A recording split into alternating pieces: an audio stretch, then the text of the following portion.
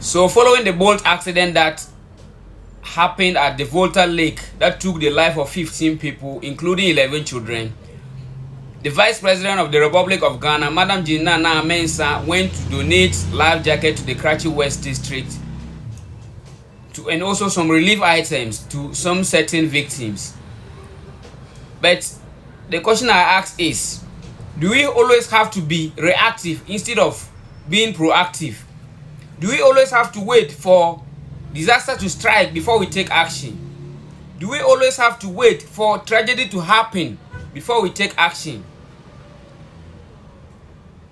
That's the question I'm asking, because I'm sure that, like, most of our officials know the kind of things that are missing or that we are lacking when it comes to maybe our travels, when it comes through the sea or maybe the lake or whatsoever. So why do we always have to wait as Africans? Why do we always have to wait before for disaster to strike or tragedy to strike before we take action? Why is it the case? Why do we always have to be, like I said, why do we always have to be reactive instead of being proactive? Why don't we always make sure that we stop the thing before it even happens? Why do we always have to wait for disaster to strike before we take action? Why don't we always put measures in place to prevent that tragedy from even happening in the first place? It is so sad that we've lost so many people, including children, 11 children as such, to this tragic accident that could have been prevented if had it been that maybe they were having life jackets to actually maybe put on to embark on that journey.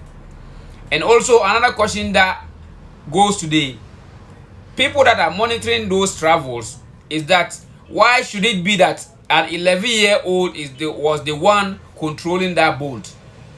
Why is it that it was an 11-year-old boy that was in control of that boat carrying over 15 people?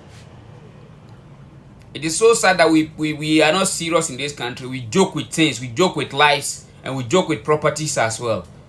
Because it can't happen that like an 11-year-old is the one in charge of so many people in a boat to cross a lake. It is so sad that this thing has happened, and I think this should be a wake-up call for all of us and our officials to make sure that they make sure that these things doesn't happen again. Never again should it happen again. Peace.